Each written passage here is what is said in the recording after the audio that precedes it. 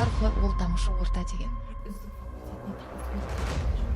Ұйымнан не ала алам және не бере алам деген қажет болса енді бірі менің артынан бүкіл факультет шығып кеткен ғой, мен оны білмеймін. бас тарту деген болды. 3 жыл төраға болып жатқан жоқпын. Мысалы мен университетке келіп тұрмын, бір шараға келіп тұр. Шарада отырған 90% адамнан мен туралы не айтқанын білемін.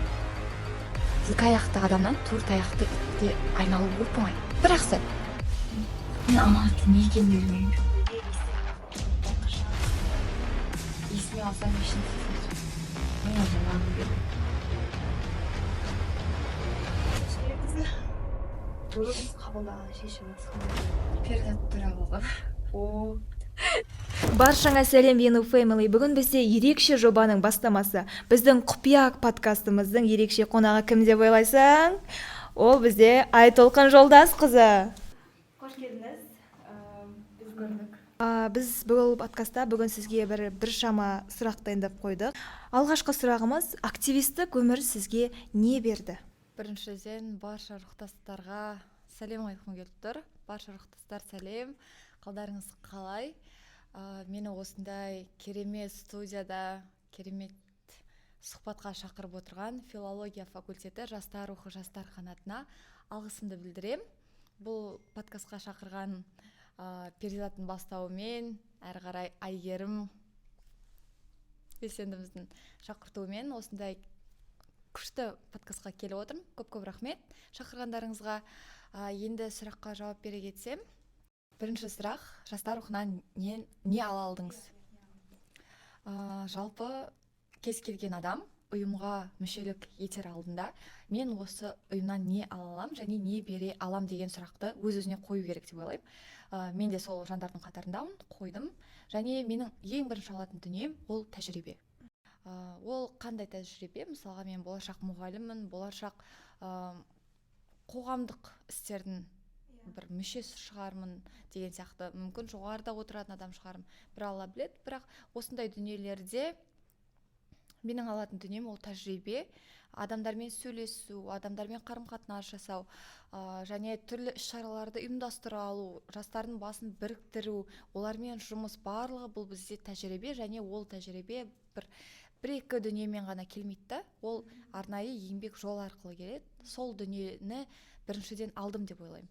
Екіншіден, бұл бізде бұрын сөз болатын: жастар рухы ол дамушы орта дейді. Ең бірінші осы айта кететін дүние: мен дамушы орта алдым.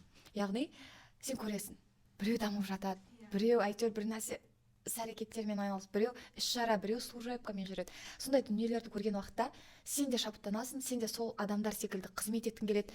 Біреу келіп: мә, қалайсың деп сенің атыңды сұрап қалса, ағайлар сұрап қалса, соған мәз боласың. Соның өзі бұл сенің ортаңды қалыптастырады.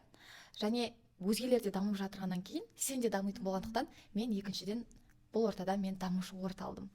Және үшіншіден, айтады ғой, ақша келеді кетеді, мал дүние бірде бар бірде жоқ, бірақ біздің санамызда қалатын дүние өзімізбен ол естеліктер. Осы жастар рухында жүргеннен бері менің басымнан түрлі естеліктер өтті. Ол мүмкін жақсы, мүмкін жаман, әйтеуір өтті. Сол себептен мен қызықты сәттерді басымнан өткіздім деп ойлаймын. Осы дүниелерді алдым деп ойлаймын. Жақсы, рахмет. Ал келесі сұрағымыз осыған ұқсас: активистік өмірге сіз не бере алдыңыз? Активистік өмірге не бере алдым? Жалпы мен активистік өмірге ойлаймын, өзімнің қолымда не болды, соның барлығын бердім деп ойлаймын. Неге? Себебі, мысалға, мен бірінші курсынан бері активистпін. Активизм ол бір негізінде ішінде бөлінбейді. Мынау жоғары, мынау төмен. Сен активистің ба? Сен активистің. Сен енуға қызмет етіп жатырсың ба? Енуға қызмет етіп жатырсың. Болды. Қоғам үшін, ел үшін, жер үшін деген дүние, ұлт үшін. Бұл мысалға мен бірінші курсымда келдім, жай активист болдым, қарапайым, белсенді, рухтас.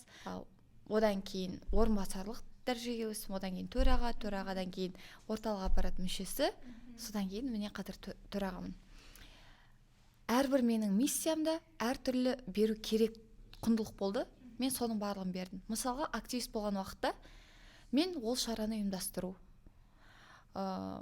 жүгіру, әрбір реквизитқа жүгіру, мынау су, мынау микрофон, барлығына жүгірдім, бердім. Одан кейін орынбасар қызметі ол жалпы команда ішінде жүретін қызмет қой. Мен айта алмаймын, бірінші курсымда командам үлкен болды деп, бірақ солардың басын біріктіру, солармен келіссөз жүргізу, соның өзі үлкен жұмыс болды да. Төраға болғаннан кейін ол енді үлкен жауапкершілік болды. Сенің алдыңа келіп тұрған первашқа ұйым деген не, жастар мүмкін оған сабақпен көмектесіп қалам, мүмкін оған бір шара ұйымдастыруға көмектесіп қалам, бөлек жеке проблемаларында көмектесіп қалам. Одан бөлек енуға беретін дүние іс-шаралар, одан бөлек белсенділік, түрлі жарыстарға, конкурстарға, түрлі елде болып жатырған ауқымды фестиваль, түрлі шараларға қатысу, соның өзі сенің сол ортаға берген дүниең болып есептелінеді. Соны бердім деп ойлаймын. Және мен оған дейін бердім деп те айта алмаймын. Мен оны өзімнің қалауыммен істедім да, барлығы менің жүрегімнен шықты. Иә, одан мен айтайыншы, ең қызықты сәттер болды. Факультеттің ішінде болу, құрамында болу, әсіресе өзіңнің перваштарыңды күтіп алғанда. Вот сол адамдардың көңілінен шықсам, соның өзі берген болып есептелінді менде. Одан кейін, төраға болғаннан кейін берген дүнием өзімді бердім деп ойлаймын. Себебі мен келген уақытта менің төрағалыққа келгенімнің өзі түрлі қиыншылықтармен келіп. Бірақ мен айттым, мен алдыңғы жылғы минустарды жабам, плюсқа айналдырам. Алдыңғы жылы болған қателіктерді осы жылы түзеймін. Алдыңғы жылы болған факультеттермен болған іс-әрекетті осы жылы күшейтіп, бүкіл факультетті көтерем деген. Мен алдыңғы жылы мысалға филология факультетінің құрамында болдым, одан кейін орталық аппарат мүшесі. Бірақ ол уақытта орталық аппарат мүшесіне кірген уақытта мен қатты түсінген жоқпын ол дүниені. Бірақ істедік шараларды. Бірақ сен түсінгеннен кейін сол дүниелерді қайтып жаңғыртам дегеннен кейін мен өзімді беріп, осы іске соның барлығын жасап, міне биыл уже аяқтауға шақ тұрмыз деп ойлаймын. Көп рахмет. Өте қызықты болды. Келесі сұрағымыз, жеңіліс пен жеңіс екеуі қатар жүреді. Жеңіліс тапқан кезде, жеңіске жеткен кезде сіз өзіңізді орта алдында қалай ұстадыңыз? Жеңіліспен шынымен де өмір, жеңіліспен жеңіс қатар жүреді. Сен үнемі жеңбейсің. Бірақ оны қабылдау өте ауыр. Бір адамдарға хайыр деп жүре береді. Бірақ мен айтам, әрбір істің хайыры бар емес, қайыры бар деп. Қайыры бар, қайыры бар әрбір істің. Менің бір жастар рухында жүрген уақытта бір міне жеңіліс таптым дейтін кезім болды, бірақ оның арты жеңіспен аяқталды. Әрдайым. Себебі былай, өзімнің перваштарға айтқан, тіптен видеоларында бар, Алла тағала дейді, перваштарын деп отырған сол Перизат, Жанель, Шынар, Әсел, барлығын айтып шығайын ба, Балнұр деп, Сәулеш жаным. Солардың барлығына айтқан, Алла тағала бұйырама, сендер құласаңдар да Алла тағала артынан бұдан да үлкен бір сыйлық дайындап тұрады. Соны жай ғана күттіңдер деген. Жай ғана күттіңдер. Яғни сенде жеңіліс болды ма? Ол жеңілістің артынан үлкен бір жеңіс күтіп тұр деген сөз. Мен оны солай ғана қабылдаймын. Себебі бұл дүние мен басына өтті. Қызық па бұл? Айтсам? Әрине қызық қой. Тура бір жыл бұрын, енді мен қалай төрағалығымды тапсырайын деп жатырған уақытта 2023-2024 оқу жылының алғашқы семестрінде бізде бірінші семестрдің үздік факультетіне таласы өте қатты жүрді. Ол екі үлкен втораж болдық, бірі Мажит болса, ендігі бірі мен болдым. Менің артынан ерген филология факультеті бар, оның артынан ерген физика-техникалық ғылымдар институты, ол уақытта физика-техникалық факультеті болды. Физика-техника факультеті болды. Сол үлкен талас болған уақытта қанша еңбек болса да енді бұйырып тұрған дүние болды. алла тағала солай жазды, ол солай болу керек, ол солай болды да біз бірінші семестрдің үздік факультетін ала алған жоқпыз. Сол уақытта қатты мен енді тіптен видеоларда бар, естелік видеоларда болу керек, мен сахнада тұрған уақытында шығып кеткенмін сыртқа. Менің артынан бүкіл факультет шығып кеткен ғой, мен оны білмеймін.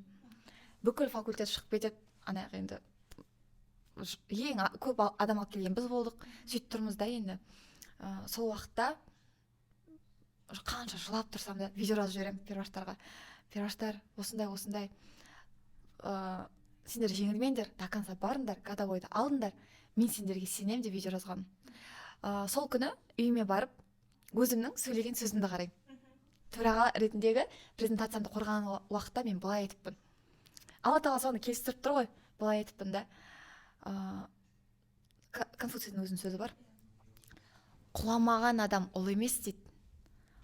Құлағаннан кейін қайта тұра алған адам ұлы деген сөзді мен өзімнің сөзіме қосыппын. Біліп тұрғандай. Мен құладым сол жерде. Бірақ ұлы адам, ол қайта тұра алған адам, менің факультетімде, менің өзімде тұрып кеттім. Факультет не алды? Жылдың ең үздік факультетін алды. Ол мүмкін бүкіл факультеттің белсенділерінің арқасында, оны көшін бастаған перизаттың арқасында. Содан кейінгі біз енді іңкәр екеуміз ол уақытта олардың втораштарымыз, бірақ қатты демей қойын, мүлде көмектескенде жоқпыз. Ішімізден үмітті болдық, бірақ қимайсың ғой. Кеше кеттің, бірден қиып кету қиын, бірақ өздері полный еңбекті жасады, барынша солай өз еңбектерін алды. Сонда қазір ойланамда, жеңілістің артында үлкен жеңіс тұр. Сөйтіп алды, мақсат орындалды. Мен қазір сол уақытта факультет төрағасы болған адам, қазір барша ұйымның төрағасы болып отырмын. Сол себептен жеңіліс болған уақытта сынбауды үйрендім. Бірақ жеңіс болған уақытта көкіректеніп, адам танымай кетіп, ондайды тоже алып тастау керек екенін түсіндім осы жолда. Дұрыс. Енді тура осы активистік өмірде жаңа айтып отырдыңыз ғой, біраз қиындықтар болды деп. Осы қиындықтар кезінде көңіл қалу, бір заттан бас тарту деген болды ма? Жалпы айта кетейін, іс-шаралардан көңіл қалу, іс-шаралардан көңіл қалу, ондай болып тұрады. Бірақ ол процесс қой. Процестің үстінде сен сол қателіктер арқылы сен түзелесің. Бір іс-шарада қателестің ба, значит сен ол екінші іс-шарада сен ол қателікті жібермейсің. Бұл сабақ деген сөз. Сабақ алдың, болды. Оған өкініш болмау керек. Ол солай болу керек, болды да. Ал көңіл қалу деген дүние енді адамдар арасында дейтінде тағы дүние бар. Сен қанша жерден адам көтеріледі, әңгіме де, өсек те, қауесет барлық көбейеді. Ол заңдылық. Бірақ мысалға мен төрағалығымды, ашық әңгіме болсын, мен төрағалығымды 2 жыл, 3 жыл төраға болатқан жоқпын. Барлық факультеттің төрағасы болу менде бірінші рет болып жатыр. Мен барлық дүниені жаңадан көрдім. Бірақ солардың әрбір іс-шараны өткізгеннен кейін менің артымнан анық әңгіме жүрді. Мен оны жаңадан көріп атқан адам ретінде оны мүлде көтере алған жоқпын. Өте қиын болды. Мойындай қойын, өте қиын болды. Мен мүмкін сыртыма оны білдірмеймін, мүмкін мен оны күліп жүрем, мүмкін жоқ болып кетеді де шығармын, мүмкін білдірмеуге тырысам, бірақ ішімде алай-түлей үнемі. Себебі менің алдында жүрген әрбір адам, мысалы мен университетке келіп тұрмын, бір шараға келіп тұр, шарада отырған 90% адамның мен туралы не айтқанын білемін. Өте қиын, ол не тіптен бір факультеттің өзін басқарғанда соның өзінде менің артынан әңгіме көп келетін. Бірақ мен оған ол уақытта баламын ғой, мен оған қарамаймын. өтіп кете береді құлақта, мен баламын, осылай жүрмін, даже бір көңіліме алып қалсам деп жүре беретін. Қалай төрағалыққа келдім, мен қарай бастадым, кім мен туралы не ойлайды, бірақ қарамау керек екен. Себебі әңгіме айту, адам өзінен төмендегілерге қарамайды. Егер байқайтын болсақ, адам өзінен жоғарыларға қарайды да, сол жоғарыға қараған сайын бір мін тапқысы келеді. Себебі ол адам өзі жоғарыда емес. Сол себептен қарамау керек. Себебі тағы да мен андай қылып, мен всегда сондай бір дүниелер бола ма, ойымды телефонға жазып қортам. Соның ішінде де айтам да, 2 аяқты адамнан 4 аяқты итке айналу оп-оңай. Бірақ сол 4 аяқты иттен 2 аяқты адамға тұра алу қиын. Сол себептен саған біреу не айтып жатыр, бәрібір болу керек, көңілде қалмау керек. Себебі сені мақтауға ешкім міндетті емес бұл өмірде. Мен айтатын, неге мені мақтамайды? Неге мен мақтауға тұрмаймын ба? Мен факультет үшін мынаны беріп жатырмын ғой. Мен өзімді арнадым ғой осы 3 жыл бойы. Мен сабағымнан қалып жатырмын ғой. Жоқ. Мен кетсем де менің орныма біреу келеді.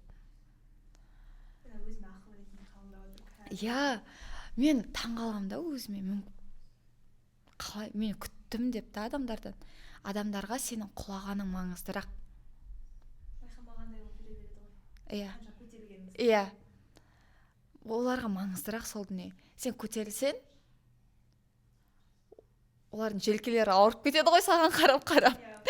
Және тағы бір дүние, егер осындай жағдай кездессе, сенің адамдарың айтып, айналаңдағы адамдар сен туралы не айтып жатыр? Мән берме. Неге? Былай деп айтады. Маңызды дейді да. Жоқ, басқалардың сен туралы сенің сыртынан айтатыны маңызды емес дейді. Маңыздысы олардың сенің алдыңа келіп үндей алмауы дейді. Сол себептен көңіл қалған сәттер болды. Бірақ осы қазір, осы наурыз айынан кейін ғана түсіндім, оны көңілге алмау керек екен. Себебі мен денсаулығым құртылып кетті, қатты жүрекке қатты қабылдап қойдым. Оны мен ешкімге айтпағаннан кейін дене шығарып тастап жүрді. Өте қиын болып кетті. Адамдардың сөзін көтеру, бетіңе күледі, артынан өсектейді, ғайбат сөз айтады. Бәрі болды. Денем шығарды. Мен түсіндім наурыз айында ғана. Ойлаңызшы, 3 жыл бойы мен жастар рухындамын. Қазір енді келіп жатырсыз осындай ортаға. Мен сізге қазірден айтамын, мән бермеңіз. Себебі мысалға, мен сізге өте жақсы әйгерім, өте қатты, мен сенің жүрегіме қатты қабылдаймын. Андай жақсы көрем жүрегіммен. Оның өзі қандай? Мен бұрын филология факультетінің төрағасы болдым. Бұрынғы филология факультетінің төрағасы ретінде мен сені өте жақсы көрем. Значит, сенмен қатар жүрген немесе сенен төмен адамдардың сен туралы айтатын ойы маңызды емес, себебі сенен бұрын болған адам сенің уже еңбегіңді көріп жатыр. Сол себептен барлығы да солай болу керек. Көңілге алмау керек. Көңілге алса адам кешіре білу керек. Осы жақында ойландым да. Жастар рухында қандай қызықты моменттер болды деп ойланып қоям. Ешқайсысы есіме түскен жоқ. Себебі менің жүрегімде әлі кінәраттар, реніштер, өкпелер жатыр. Жауып тастап жатыр. Мен оны жіберу керекпін. Сосын ғана менің есіме түседі. Сол қызықты сәттер. Мен енді міне адамдардан енді бастап жатырмын. Жаймен кешірім сұрап, айтып.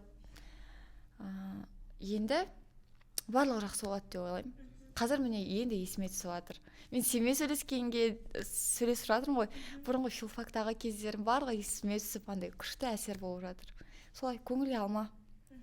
Қарама. Қазір сен де сондай периодта жүргенді түсініп тұрмын өзім. Іштей түсініп тұрмын, бірақ айта алмай жүрмін. Түсініп тұрмын, қарама. Бір кішігірім ақыл айтып кетейінші саған. Менің командамда 3 адам болған. Қалай? Бәрі ұйымның ішінде, факультеттің ұйымы ішінде қаншама комитет бар, оны қалай 3 адам ұстап жүреді? 3 адам ұстап жүрген жоқ. Ол алдағы сұрақтарда бар деп ойлаймын. Айта кетер жатам, командамда адам болмаған. Солай екінші семестрдің үздік факультетін алдық. Маңыздысы сан емес, маңыздысы сапа. Осыны миыңа тоқыл, содан кейін болды. Қарама. Мынаның бәрі мен соңғы кезде ойлап жүрген заттарды прям момент айтып жатсыз. Енді сіз осы активистік ұйымға 3 жылыңызды арнадыңыз ғой. 4 жыл ма? 3 жыл, иә? 3 жыл. Осы 3 жылдың ішінде соңғы жылыңыз қалған 2 жылдардан айырмашылық, я болмаса ұқсастық бар ма? Ерекшеліктері?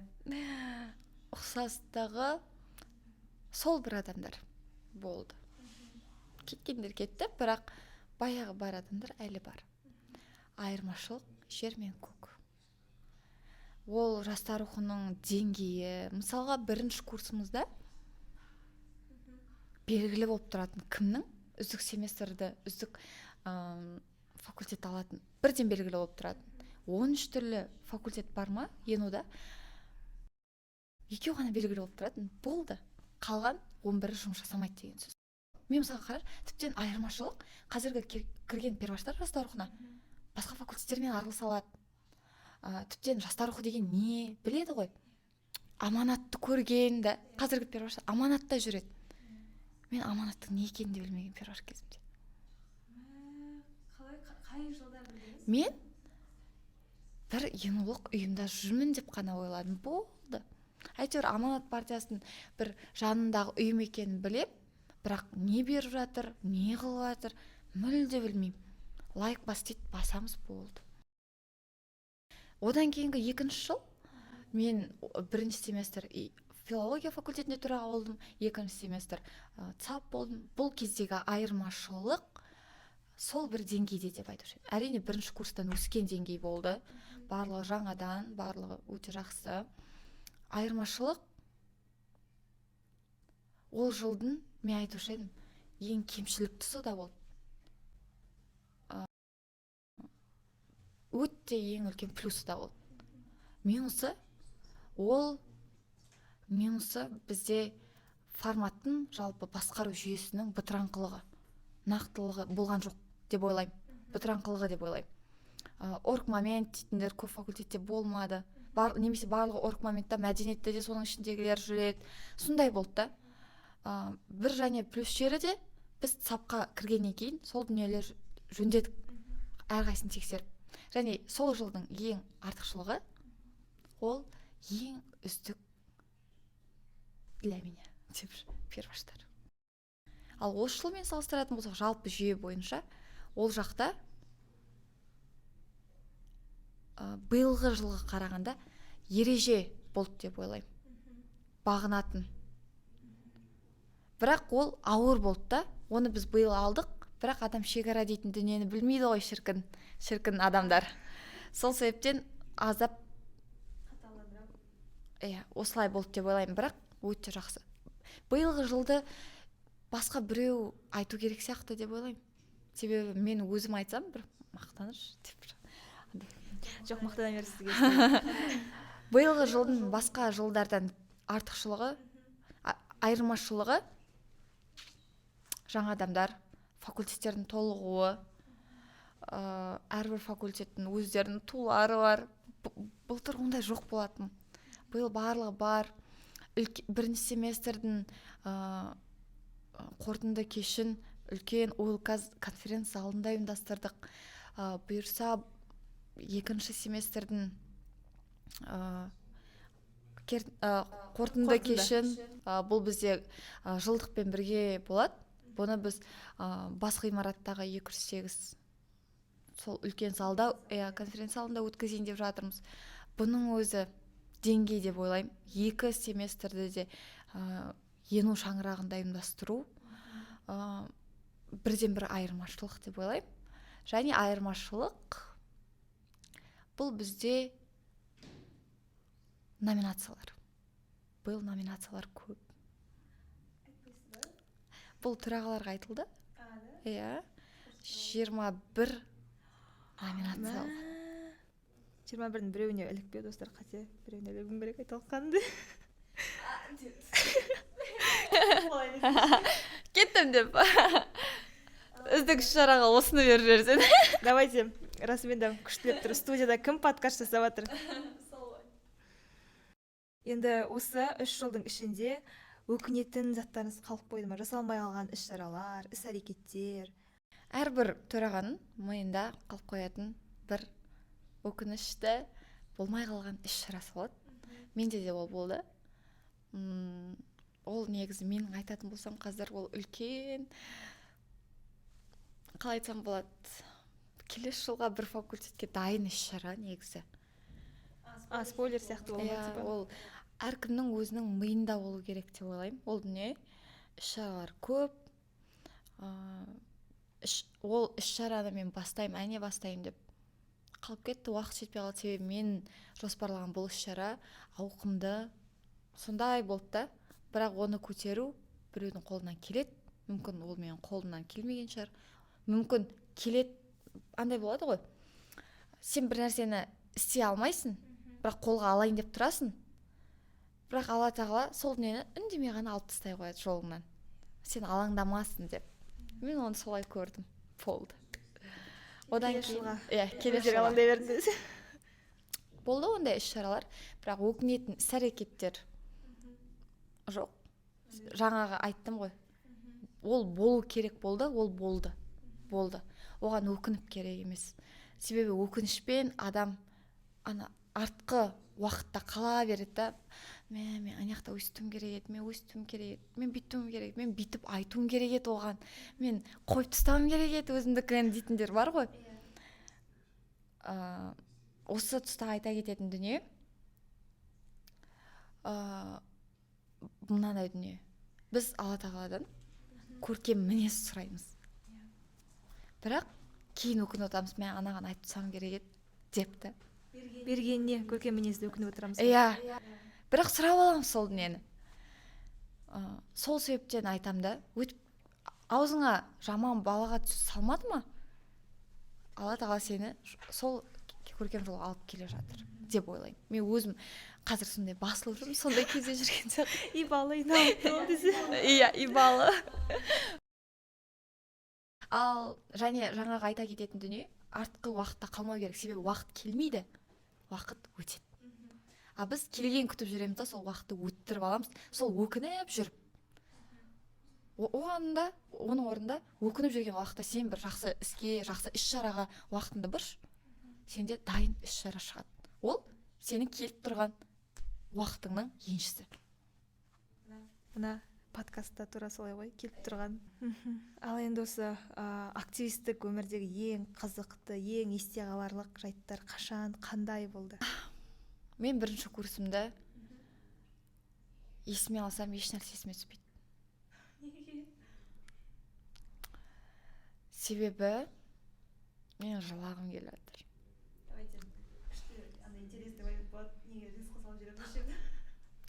Себебі бірінші курсымда жаңа айтқандай менің командамда 3 адам болды.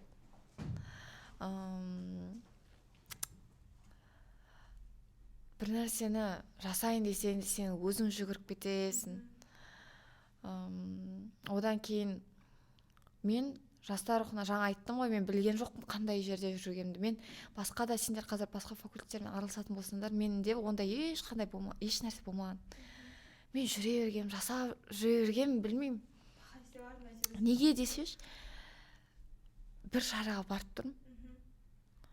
Қай факультет деп сұрайды. Филология десем, өй дейді. Неге? Филология факультетінің деңгейі өте, мен білмеймін, мен түскен жылы өте жаман болды. Мен жынданып кетем ғой. Мен өзім андай патриот адаммын ғой. Ақтаудан келіп тұрсам Ақтау деп жүрем. Андай басқа өңірге барсам Маңғыстау деп жүрем. Басқа жаққа кетсем Қазақстан деп жүретін адаммын да. Мен сондай патриот адаммын. Мен филология факультетінен шықсам филология деп жүрем. Енудан шықсам ену деп жүрем. Сондай адаммын, патриотпын. Қатты қаным қайнап кетеді. Первашпын ғой. Филологияға жаным ашып кетеді да. Жасаймын ғой соның барлығын. Сонда мен 1 жыл бойы только филфак үшін пахать етем деп, не ешқандай факультетпен араласпағам, не досым болмаған, не өзімнің орынбасарыммен бір Сұлтаниға баруды да білмегем. Ойлаңдаршы. Сұлтани деген не екенін екінші курсымда білдім. бізде ең бірінші күні welcome party болды. Тура сол күні көрсетті ғой. Пикуш Сұлтанияға кеттік. Вот мен өкінетін дүние сол. Қатты қазір ойланып қараймын да, қызықты момент жоқ. Бірінші курс. Себебі мен жастар рухын жұмыс деп көрдім. Екінші курсым қызықты моменттер мүмкін осы уақытта туады. Себебі ойлаймын, мә филфак қой, келе ме екен адамдар. Амфитеатрға келіп тұрмыз. Толық келген ғой. Кірейік деп. Ол уақытта перизатты байқамағанымда кім тұраға оқысы келеді деймін. Бірден сұраймын. Мен бір айдан кейін кетем деп жүр ол уақытта. Сосын Перизат, Жанель барлығы шығады. Бірнеше қыз бар тағы. Ол уақытта Жанельді ғана танимын, себебі группада жаза береді Жанель. Перизат жазбайтын ғой. Сөйтіп түсіндім, мә осы қыздар болашақта қалады екен деп. Сосын жұмыс басталды. Бірақ менің тағы бір өкінбеу керек деп өкініп атқан бола кетті. Мен оларға да жастар рухын жұмыс деп таныттым деп ойлаймын. Мен минус жерім. Жылаймын. Отач керек қыздар. Айтол ханым.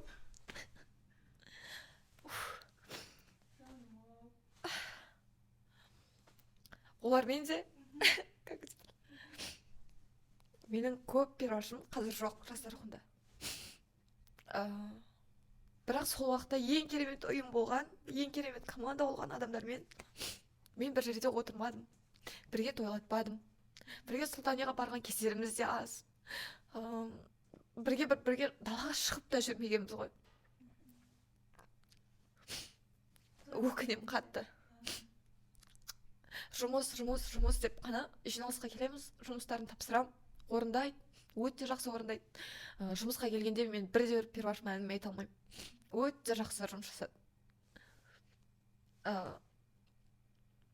Андай ғой, бір жыл бойы өзің жұмыс жасайсың, бүкіл дүниені өзің алып жүресің, бірақ өзіңнің командаңа қарасаң, сол жұмыстарды барлығы алып кетеді да айтқан дүниені.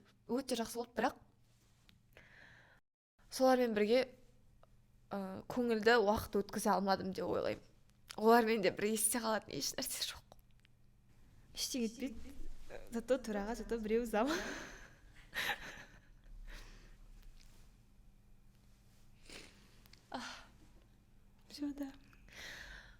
Содан кейін Перизатқа айтқам, ертең командам болса, бірге қанға солармен далада жүр, бірге жүре ма сендермен? Жүреді, иә. Бізді бірінші күні сразу Сұлтанияға апарды. Арасында каждый миродан кейін, жиналыстан кейін бір жерге отырамыз всегда. Сондай дүниелер болды. Менің қызықты сәтім ретінде жастар рухындағы ең бір кезге түстесе, мен ойланбастан даже қазіргі төрағалықта маған маңызды болмаушы еді. Мен филология факультетінің төрағасы болып қайтып келуді армандаушы едім. Сол сәтке қайтып барып, бүкіл өзімнің қылған қателіктерін дұрыстағым келуші еді. Еркін мақтап, еркін қаңғып, солай болушы еді. Одан кейінгі қызықты сәт, осы сәт шығар. Қазір бүкіл факультеттің дамығанын көресің. Алдыңнан перуаштар сәлеметсіз бе Айтолқын апай деп келгеннің өзі өте бір үлкен, мен үшін бір жетістік. Маған осы орта жастар рухын не бергені маған маңызды емес та. Андай материальный ма ол, түк беріп жатқан жоқ. Бірақ материальный ма ол, мүмкін тағы да диплом, ешқайсысы маған маңызды емес. Лишь бы менің активистерім, менің үлкен жастар рухы деген енулық командам маған риза болса болды. Менің қылған әрекеттеріме болды. Мен қазір айтып кетейін. Қалғандары қазір білем, басымнан өтті ғой осы жылы. Біреуді мақтасам, Перизат андай ғой. Бір факультетпен отырсам, төрағасы отыр ғой дейді да, филфакпен отырсам, что-то не так деп қарайды да барлығы. Қазір мен не үшін филфакты айтып жатырмын. бүкіл факультетке теңдей қараймын, барлығын жақсы көремін. Бірақ менің шыққан жерім осы орта. Мен қазір бір как будто төркінге келіп отқан адамдар. Сол себептен басым, сенің сұрақтарыңа басымдық ретінде филология факультетін қойып айтып отырмын. Бірақ атак барлығында айтам ғой. Соны ескерсе кетейін. О, енді осы активистік өмірде ең дұрыс қабылдаған шешіміңіз қандай болды? Перизат төраға қалған. Мынандай дүние, егер байқайтын адамға мен аузымнан тастамайтын адамдар бар. Аузымнан үнемі тастамайды. Соның бірі Перизат. Деп өзінің көзінше мақтап отқан. Менің ең дұрыс қабылдаған шешімім өзімнің артынан ең дұрыс адамдарды қалдырып кеттім деп ойлаймын. Ол бір төраға замы Жанель, кеңесші Шынар. Әрқайсының мінезінен сол дүниеге лайықты бір мінез таба алғаныма өз-өзіме кейде бар ғой алғыс айтам. Перизат, мысалға мен өз басым, мен еркемін. Мен еркелеп жүремін, мен салай, мен көңілдімін. Мен бір дүние болған, мен оны жүрегіме қабылдаймын. Мен эмоцияға берілген адаммын. Жаңа айттым ғой, мен туралы не ойлайды екен адамдар деп. Барлығына баса ауыртам. Перизат менің керісінше тұр. Дәл менің қарама-қарсы тұр. Ол өте салмақты, өте сыпайы, орнын білет, қай жерде қалай сөйлеу керек, кіммен қалай сөйлесу керек, қай жерде үндемей қалу керек, қай жерде сөйлеу керек, қай жерде күлу керек, қай жерде серьезно болу керек. Ол от и до білет. Мен оны басында айтқан, сен қалай филфакта жүрсің? Сен неғып дипломат болмайсың депті. Бізде Перизат дипломат, елші ол. Өзімде жоқ қасиеттер сол адамда бар, көрдім, болды. Мен қазір жастар рухында жүремін ба? Бір ғана кеңес ет, мен қайтуге болады. Именно активистерден алайық. Мен қайтсем болады, Перизат айтшы деп, мен Перизатқа ғана келем. Басқа адамға бара алмаймын. Басқа адам мен үшін духовно мықты емес. Мен ешқандай адамды мойындамайтын адам. Мен күліп жүргенмен менің мінезім ауыр. Бірақ үнемі маған бақыт бағдар беретін, ей Айтолқын, мына аяғын көрші, осылай деп айтатын, ол Перизат. Сол себептен Перизат мен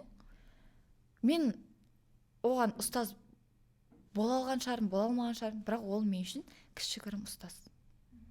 Сол себептен бұл менің ең үлкен қабылдаған дұрыс шешімім.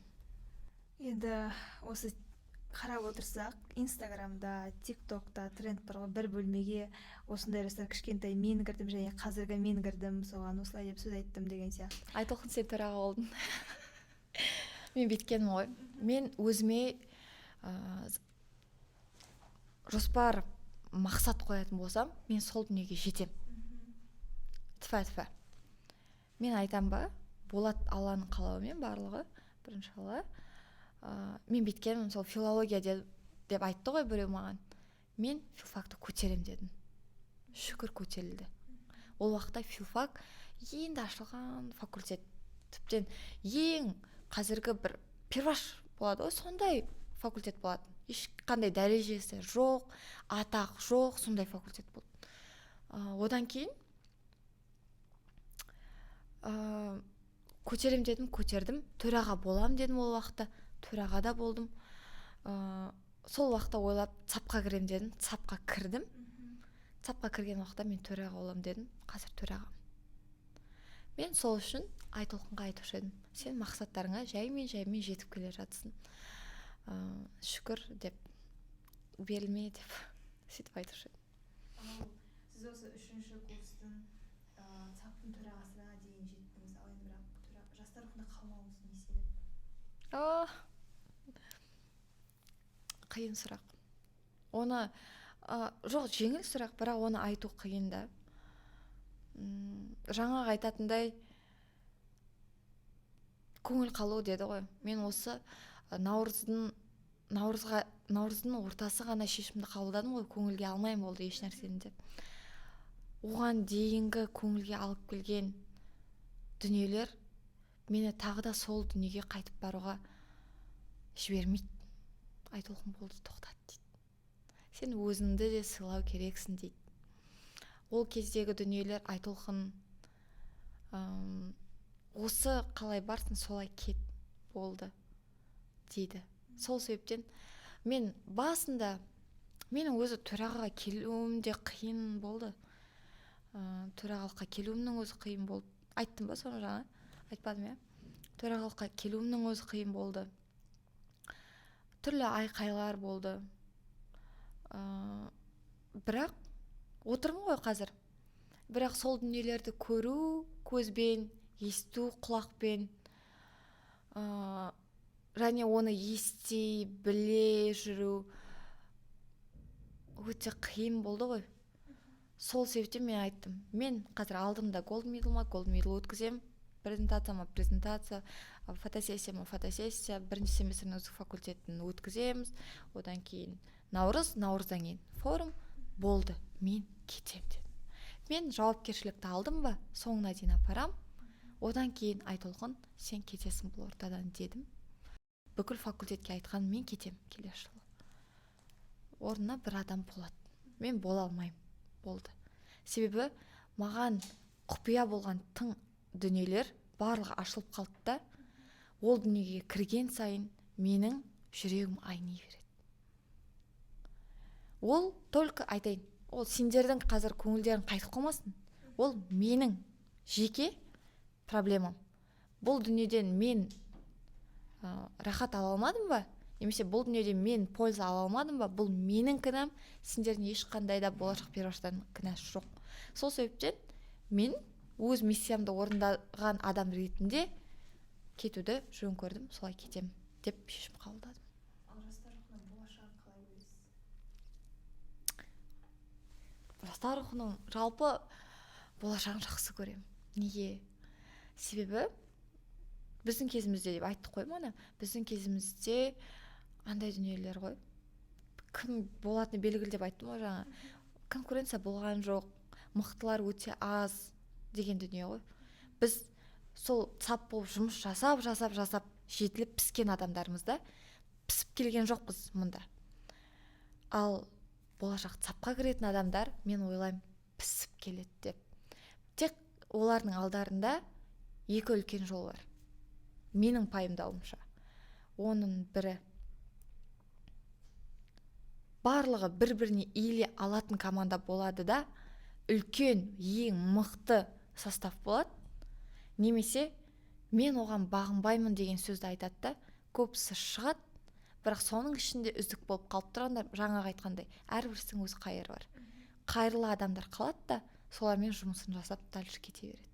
Бірақ екі жағдайда да оны бастаған адам маңыздырақ. Ол екі жағдайда да бастаған адам өте мықты адам болатын болса, ол ешқашан жаман болмайды жастар рухының болашағы деп ойлаймын. Рухтастар сіз үшін кім, қандай болу керек? Рухтастар сөзінің маңызын жалпы қазіргі енді ғана түсініп жатыр деп ойлаймын. Рухтастардың өзі, рухтас сөзінің мән мағынасын түсіне ме екен деп те ойланып қоямын да кейде.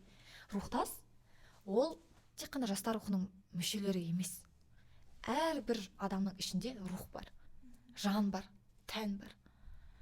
Сол дүние жалпы адамзатты біріктіріп тұрады. Рухани бай болу, рухани құндылық дейтін дүниелер жалпы осы сөзден шыққан ғой.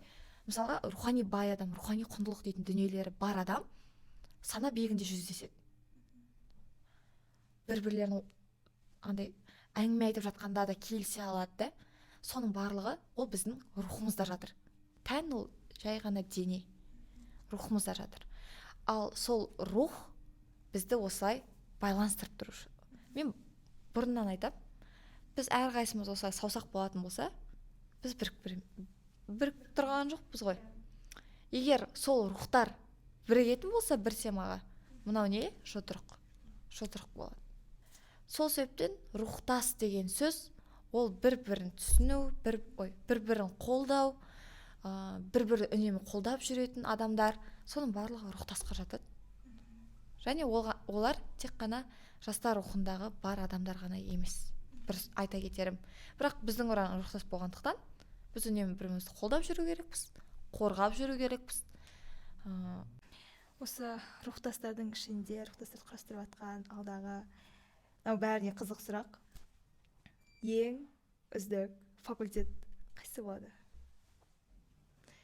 Бұл Рашидкаға дейін салынса айтасыз ба, или кейін салынса ғана айтасыз ба? Оны айту керек па? Оны біз білмейміз ғой.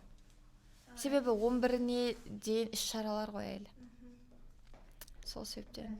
Онда былай деймін, мен үшін барлық факультет үздік. Үздіктерден құралған команда. Үздік факультет мен үшін барлық факультет. Мен барлығын жақсы көрем. Себебі мен осы барлық факультеттің төрағасы болғандықтан, әрқайсы мен жүрегімде бір орын алады, әрқайсы бір төбе. Үздік факультетті бұйырса сол іс-шаралардың қорытындысы ретінде анықтайтын боламыз. Кім алса да, кім алмаса да бәрібір, себебі маңызы ол өздеріңіздің перваштарыңыз, өздеріңіздің белсенділеріңіз сол дүниеге разы болса, жасаған іс-шараларыңызға, жасаған қылған еңбектеріңізге разы болса, риза болса, сол ғана маңыздырақ деп айтушы едім. Себебі өткізген сәт, өткізген қызықты моменттер маңызды. Себебі уақыт өткеннен кейін сол дүниелер ғана маңызды болып қалады. Енді жаңағы сұрақ, басқа факультеттерден неліктен көңіліңіз қалды? Факультеттерден көңіл қалды дегенде, мен факультеттерден көңілім енді қалып жатады.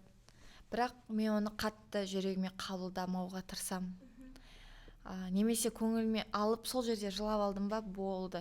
Келесі күні мен ұмытып, сәлем деп жүре берем. Неге? Себебі жаңа айтқандай, біріншіден мені мақтауға ешкім міндетті емес. Екіншіден олар әлі бала. Мен жүріп кеткен жолмен олар енді жүреді. Енді жүріп келе жатыр. Сол себептен менің көрген дүниемді олар көрмейді. Нағыз андай бар, конечно. Ой, білеміз, біз уже бәрін білеміз дейді да. Бәрібір мен көңілімде, үйімде жатып не ойланатынды олар білмейді. Мен айтпауым да мүмкін. Мен перизатқа да айтпаймын. Көп дүниені. Себебі менің проблемам, ол менің проблемам. Ол өзгенің проблемасы емес. Деп қараймын да. Бір жағынан қараймын, өздері қиналып жүрсе, мен өзімнің барып етіп, мұңымды айтқым келмейді. Қиналтып алғым келмейді ол адамды. Сол себептен өзім жүрем, өзімнің көңілімде, сол себептен мен білем, балалықпен жасап жатыр. Тек айтам, бастарыңа келсін.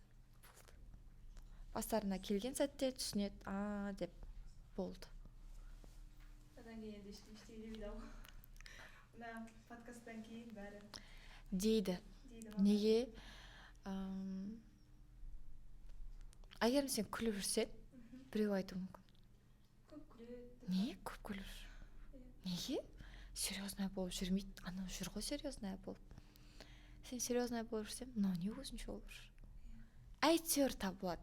Сенің артыңнан мен айтуға. Сол себептен мен қазір сөйтіп айтып отырсам да, қазір біреу шығады, не филфагын айта береді. Оны сіз түсінесіз, оны өзге түсінбейді. Оны біз түсініп тұрған дүниені өзгелер түсінбеуі мүмкін. Немесе мен қазір өзім жылап алдым ба, не мүләйімсіз отыр. Шығу мүмкін. Адамдар неше түрлі ауыз бар, неше түрлі сөз бар. Оған қақпақ бола алмайсың. Бірақ олар сөйлейім деп жатқанда, мен ісімді тындырып жатырмын. Мен іс қылып жатырмын. Мен жасап жатырмын. Болды. Олар қай жақта, мен қай жақтамын. Егер менен мықты адам мен туралы әңгіме айтқан болса, мен оны комплимент ретінде қабылдаймын. Значит, байқап жатыр. Значит, қорқып жатыр деп те қабылдау мүмкін. Себебі мен өзімді білем. Қай жерге дейін бара аламын. Ал біздің қазіргі төрағаларыңыз арасындағы ең үздік топ 5 төрағаны айта аласыз ба? Үздік факультетті сұрадық, оған жауап пока что болмады. Енді үздік төрағаларға көшейік. Орын деген болмасын, топ 1 деген. Иә, тек сан былай айтайын, Перизат. Перизат, Мерей, Абу. Ренжиді ғой дейсің. Неге мені бірінші айтпады, неге мені екінші айтты деп па? Жоқ, менің атым аталмай қалды дейді ғой. Себебі төрағалар жайдан жай төраға болған жоқ қой. Оларда үлкен жауапкершілік бар, оларда үлкен мақсат бар, міндет бар. Ол төраға дейтін жай бір сөз емес. Елдара перваш болса да өте мықты қыз, командасы жақсы. Одан кейін 5 факультетім бар, иә, тағы қандай еді?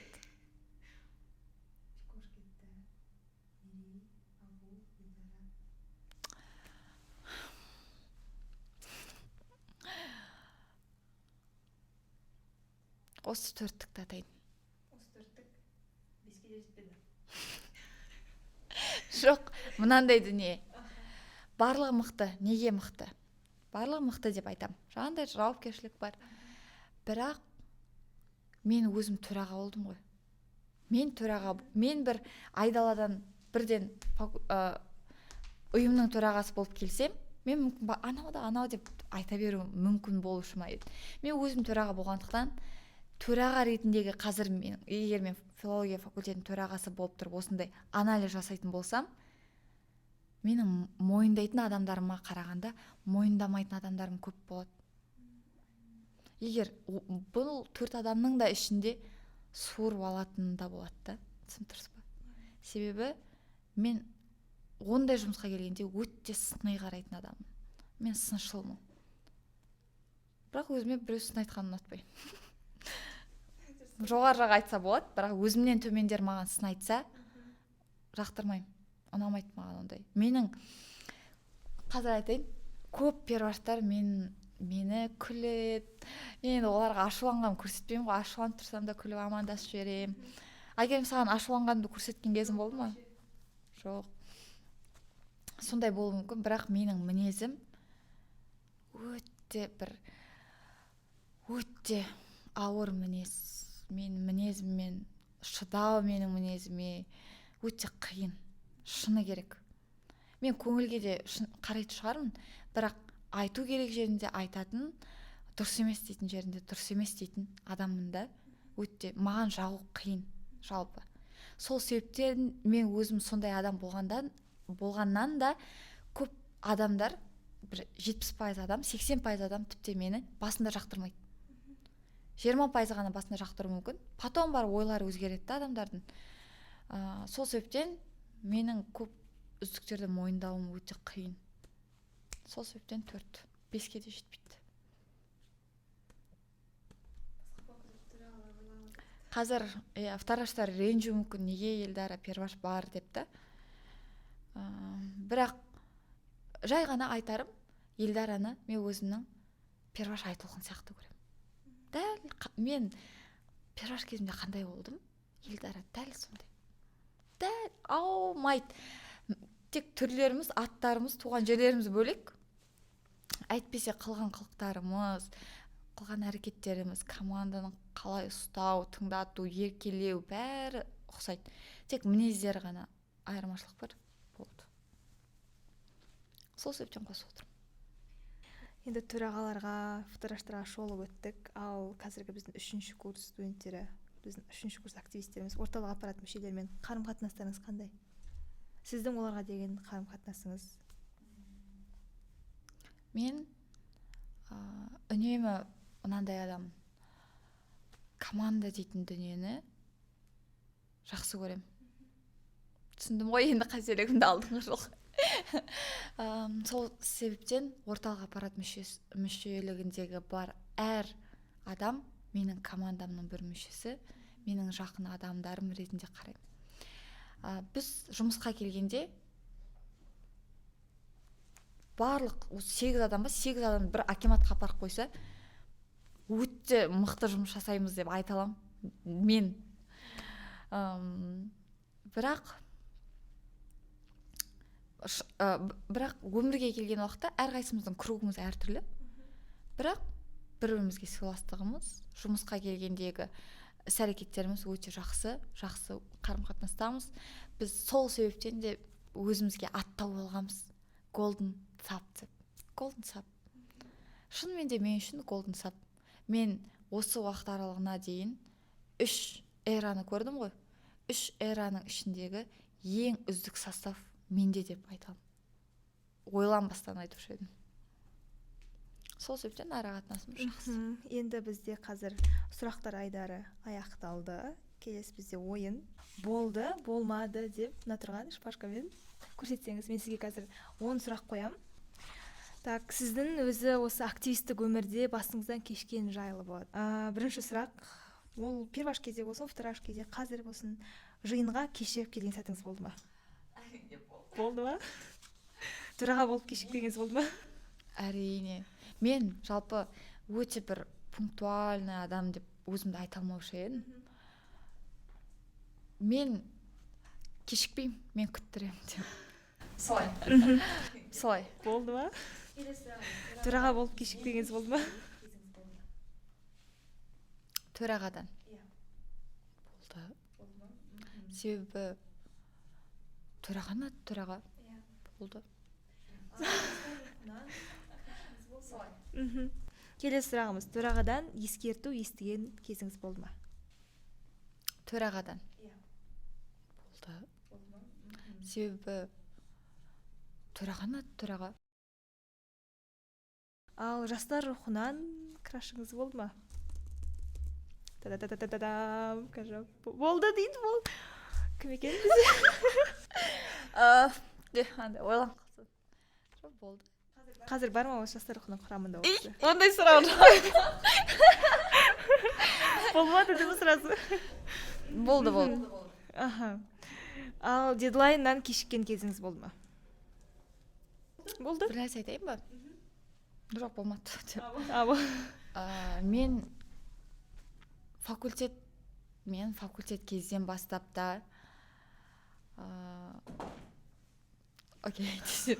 мен факультет кезімнен бері қазір бар ғой, афиша тексертеді. Ол кезде де болған. Бірақ мен өзіме настолько сенімді адаммын. Мен үшін дедлайн дейтін дүние жоқ. Мен солай айтайыншы. Мен үшін дедлайн дейтін дүние жоқ. Дедлайнды мен қою мүмкін, бірақ маған біреу қоймайды.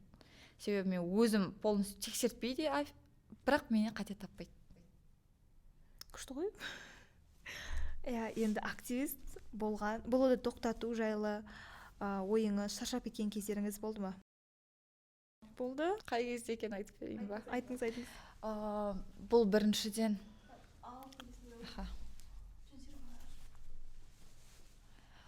Қай уақытта болды?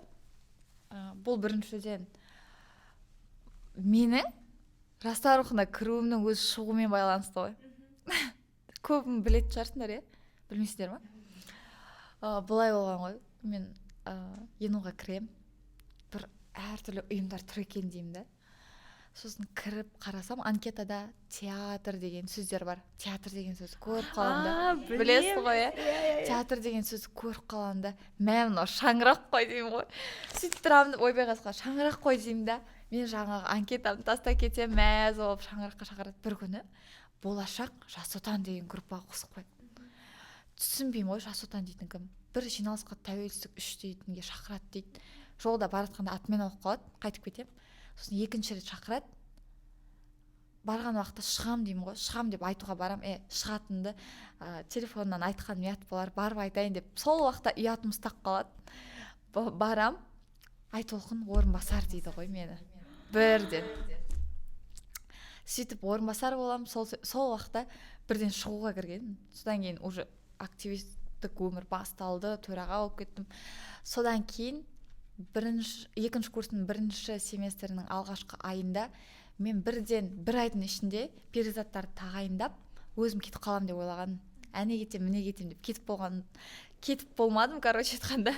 Сөйтіп екінші семестрде қалдық. бірінші семестрде қалдық. Сол уақытта мен айттым ғой мана, бірінші семестр үздік факультетін ала алмай қалдық деп. Сол семестрдің үздік факультетін ала алмағаннан кейін менде қатты стресс болды, еңбек ақталмайды дейтін сөз болды миымда. Сол себептен мен кетем деп группадан шығып кеттім. Бірақ обратно кіргізді. Сөйтіп кіріп отырып, енді қазір кетіп барадым. Мен де жастар рухынан шығамын дей сосын тұра қалып қойсыншы мен де. Келесі жылы шығамын деп бара жүрмей Кетем деп па? Иә, болды. Ал енді активист болуды, мен бұны айттым ғой. Басқа комитеттердің қызметін атқарып көрген кезіңіз болды ма? Әрине.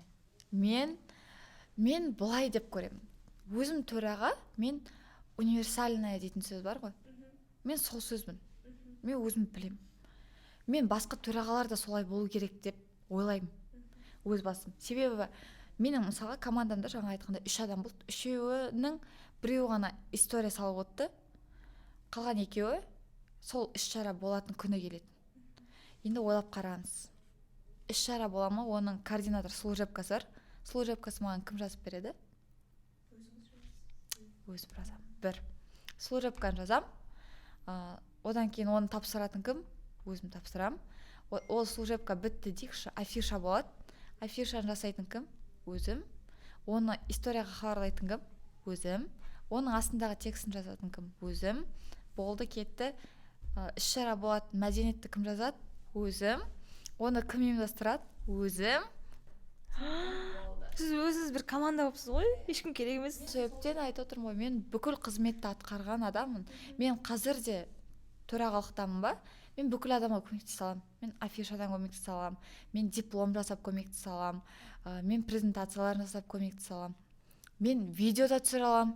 Мен өзім видеоларын жасайтынмын. Айтпақшы, видео отчетты да өзім салатынмын.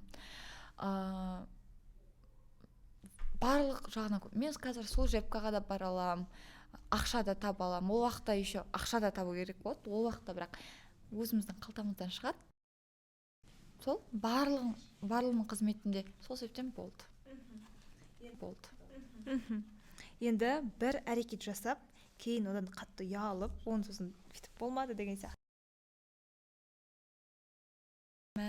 Косяк жасап қойып деген сияқты. Жастар рухында ғой ол. Иә. Жастар рухында болған дүниені болмады деу менде болып педі. Мүмкін бармаған жерімізге бардық деп айтқан шығармыз. Бармаған жерге бардық. Сол ғана болған шығар. Андай бар ғой, бір жаққа шақырады, бармай қаласың. Бардық. Иә, болдық деп сөйтіп айтқан кездеріміз болған шығар, бірақ одан ұялып өткен кездерім болмапты. Болмады. Енді ешқандай дайындықсыз маңызды кездесуге барып, оны күштілеп тұрып алып шыққан кезіңіз болды ма? Болды. Жақында болды. Қандай? Бізде жастар қанатының төрағасы Ақерке Нұрғали қызымен кездесу өтті. Мен бүйтіп үйден шығарда бүйтіп ойлағам. Мына кездесу болмайды. Келмейді ол деп та. Дәл сөйтіп шыққам ғой. Шығам. Болмайды осы. Себебі соның алдында болу керек болды ғой, болмай қалды. Содан кейін тағы болады деп жатқанда, ой, осы болмайды ау деп ойладық та. Сөйтіп өзім бір ыңғайсыз киініп шықтым сол уақытта. Киініп шығып, болмайды деп өтірік служебка тапсырып жүрсек келетін болып қалады. Бірден ағайларға шықтық, сразу дайындадық, қойдық. Өте жақсы деңгейде өсіп шықты деп ойлаймын. Қолын ауыстырып қойсыз. Болды. Ал енді рационалды емес, эмоционалды шешім қабылдаған кездеріңіз болды ма? Иә, ол көп жағдайда болады. Мен өзім жаңада айттым ғой, мен эмоцияның адамымын деп. Эмоциямен көп жағдайда. Жаңа тіптен сахнадан шығып кету, кубокты алмаған сәтте сахнадан шығып кетудің өзі эмоционалды шешім. Себебі ол жерде тұра білген адам да мықты адам ғой негізінде. Бірақ мен тұрған жоқпын. Бірақ артымнан бүкіл команданың да шыққанын білген жоқпын. Шығып кеттік. Сол бір шешім болды. Одан кейінгі шешім ойлаймын адамдарға айтылып қойған сөз деп өзімнен жоғары тарапқа. Смелый екенсіз. Сол смелость Ол қалай болғандықтан да сәттер осы болды? жерде отырмыз ғой. Айта аласыз ба? Мен төрағалыққа енді келер алдын қыркүйек айын енді болатын уақытта ма, қыркүйек айында ма, сол уақытта өте ауыр сөйлеген адамдарым болды. Маған да бәрібір деп. Бірақ андай тіптен угрозалар кеткен сәттерде болды тарапқа, мен тарапқа. Ондай дүниелер болып тұрады да шығар деп ойлаймын енді. Себебі жаңа айтқандай, мен ауыр айтатын адам. Айтады ғой, басқа бәле тілден деп. Мүмкін содан болды. Бірақ мен өзімді ол жерде кінәрат тарапта емес, дұрыс тараптан ұстадым. Сол себептен де қазір мен әлі отырмын, төрағалықтан кетпей. Тағы да бір жыл оқып қалайын ба деп.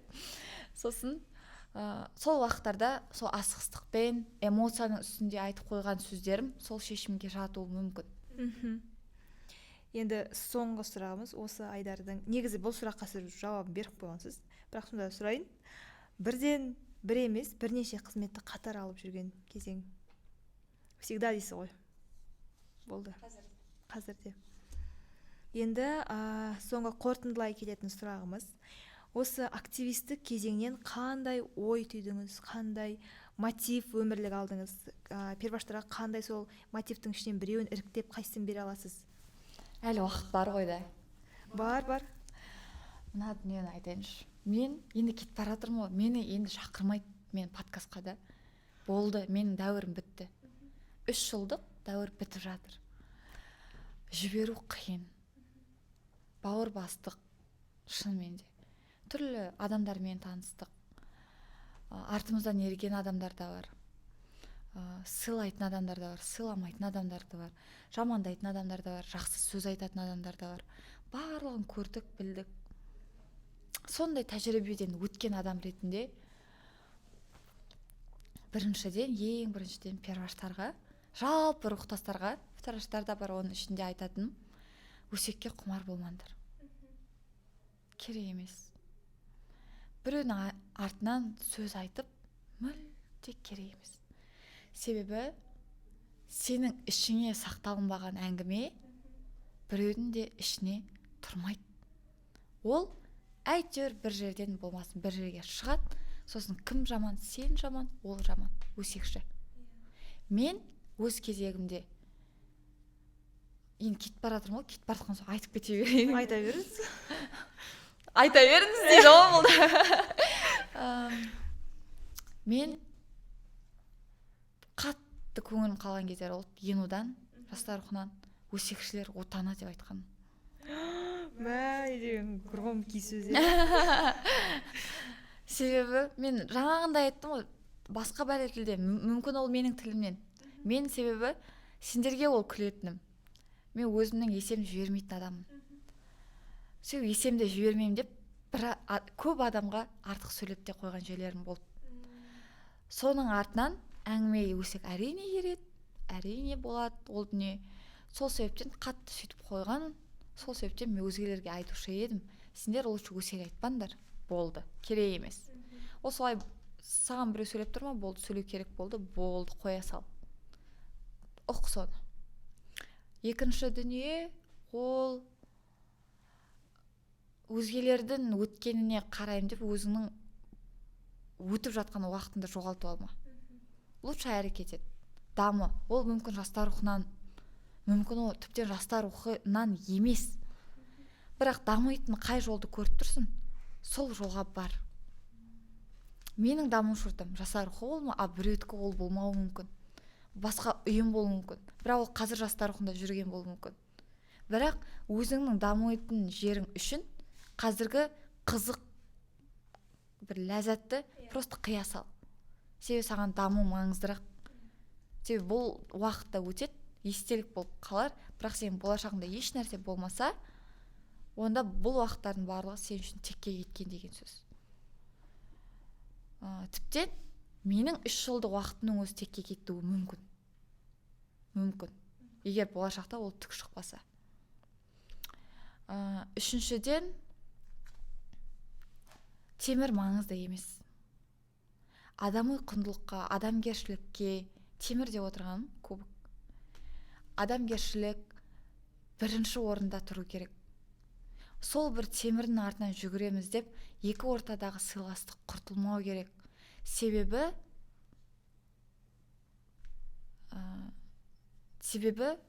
маңыздысы ол темір емес. Маңыздысы өзіңнің мойындай алуың. Мен молодеспін, айтолқын жарайсың дейтін сөз маңыздырақ, және өзгелердің айтолқын жарайсың дейтін сөзі маңызды. Айтолқын қандай диплом алып жатыр, айтолқын қандай кубок алады, қай уақытта қандай жетістікке жетер, маңызды емес. Бір қағаз ол жыртылып қалады, темір сынып қалады, жатады бір жерде. Бірақ маңыздысы айтолқын ертең қандай төраға болды дегенде менің артынан жақсы сөздерін еру болды. Өзгелерге де дәл сондай. Диплом, атақ, өтірік бір сөздер маңызды емес. Маңыздысы адамгершілік, сыйластық және адами құндылық. Соны сақтай білсе болды. Сақтау керек. Және одан кейін көкіректікті ұмыттыңдар. Себебі көп адамды көрдім. Мен төрағам деп көкіректеніп кеткен адамдарды көрдім. Мүмкін кей моментте өзімде сондай болып кеткен шығармын, себебі біз пендеміз. Бірақ біз қайтып келіп отырдық қой деймін да артқа. Айтолқын түшіп басыл болды. Қой. Менің затымды әкеліп берсеңдер. Ол не? Окей. Естімеген шығар достар. Болып тұратындай. Сөз отқам осылай болады ғой. Менде де болған жаңа. Нормально. Маңыздысы сондай көкіректікті қою керек. Себебі былай деп айтады. Алла тағаланың ең жаман көретін қасиеті тәкаппарлықта. Тәкаппар болған сайын сенің жолың жабыла түседі. Сен қалай ашық боласың, жарқын боласың, сол бойы сенің жолың ашыла береді. Шүкір, мүмкін сондай бір қасиетіміз бар болғандықтан да шығар. Президентпен кездестік, төраға болып отырмын, артымда үлкен команда бар дейтін дүниелерді. Сол себептен өзгелерге де тәкаппар болмауды, көкіректенбеуді, алдыңа көмек сұрап біреу келіп тұрса, көмектесе ашық, жарқын, жомарт болуды тілер едім адамдарға. Уақыт бітті дейсіз. Сосын соңғысы өзгенің жеңісіне қуана біл.